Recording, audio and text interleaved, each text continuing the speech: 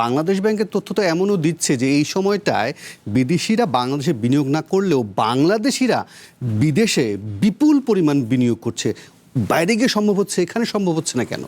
না, ওই তো কথা একটাই যে যেটা মোয়াজ্জেম ভাই বলছিলেন, আমিও মানে বলার চেষ্টা করেছিলাম যে প্রধান প্রতিবন্ধকতা কিন্তু আমাদের হচ্ছে জ্বালানি নিরাপত্তার ঘাটতি, এবং এটা দুদিক থেকে। একটা হচ্ছে যে গ্যাসের ঘাটতি।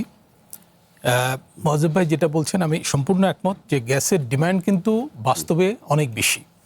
আমরা গ্যাস বিদ্যুৎ দুইটার ডিমান্ডই কমিয়ে দেখাচ্ছি এবং সেই ডিমান্ডও ফুলফিল করতে পারছি না আমাদের যে সক্ষমতা আছে সেটা পুরোপুরি ব্যবহার করেও।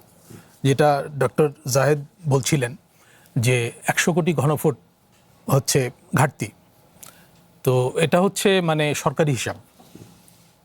তো আমরা যদি বেসরকারি চাহিদা বিবেচনা করি তাহলে এটা অনেক বেশি।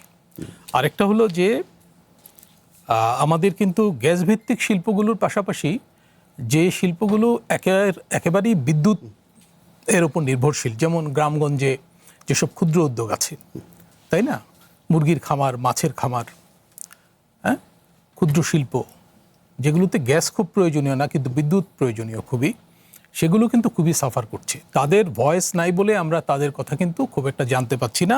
আমার মনে হয় মিডিয়াতেও আমরা এটা অ্যাড্রেস কম করছি। ওই শিল্পের সংকট কিন্তু বাজারে প্রভাব রাখছে। একটা হচ্ছে কর্মসংস্থানে, আরেকটা হচ্ছে যে উৎপাদিত পণ্য সাপ্লাইয়ের ক্ষেত্রে। আমরা মাঝে খবর দেখেছিলাম যে খাদ্যপণ্য প্রস্তুতকারী প্রতিষ্ঠানগুলো ঠিকমতো অপারেট করছে না গ্যাসের সংকটে। আমার মনে হয় যে এই যে ডিমের দাম বেড়েছে, মুরগির মাংসের দাম বৃদ্ধির একটা প্রবণতা আছে, এর সঙ্গে কিন্তু বিদ্যুৎ পরিস্থিতি জড়িত। যে লোডশেডিং হচ্ছে গ্রামগঞ্জে বেশি করে, এবং পল্লী বিদ্যুৎ কর্মকর্তারাও আক্রান্ত হচ্ছে, তাই না, মানুষের ক্ষোভের মুখে পড়ছে। তো এখন দুদিক থেকে সংকট, একটা হচ্ছে গ্যাস, বিদ্যুৎ, দুদিক থেকে।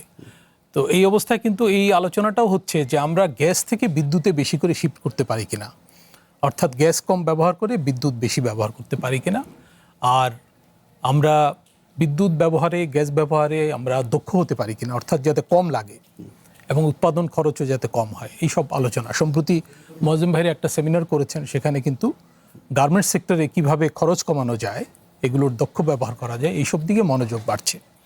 নবায়নযোগ্য জ্বালানির প্রসঙ্গটা আছে। নবায়নযোগ্য জ্বালানিতে আমরা খুব এগোতে পারিনি, এবং অন্তর্বর্তী শাসনামলে কিন্তু এক্ষেত্রে কিছু আমি বলবো নেতিবাচক কাজ করা হয়েছে। তারা বেশ কিছু প্রকল্প বাদ দিয়ে দিয়েছেন কিন্তু নতুন কোনো উদ্যোগ নেননি। আর এলএনজি টার্মিনাল সেখানে হয়তো প্রশ্ন ছিল, সন্দেহ ছিল, বা মানে কি বলা যায়, দুর্নীতিমূলক যোগাযোগ ছিল চুক্তির মধ্যে। কিন্তু এগুলো বাতিল করার সঙ্গে সঙ্গে যদি নতুন একটা উদ্যোগও অন্তত নেওয়া হতো, তাহলে কিন্তু আজকে আমরা 6 মাস পরেই হয়তো একটা নতুন এলএনজি টার্মিনাল পেতাম এবং সেখান থেকে কিছু বাড়তি গ্যাস প্রচলিত ব্যবস্থায় সাপ্লাইয়ের আমরা একটা নিশ্চয়তা পেতাম। জি, এবং এই অনিশ্চয়তা তৈরি হতো না।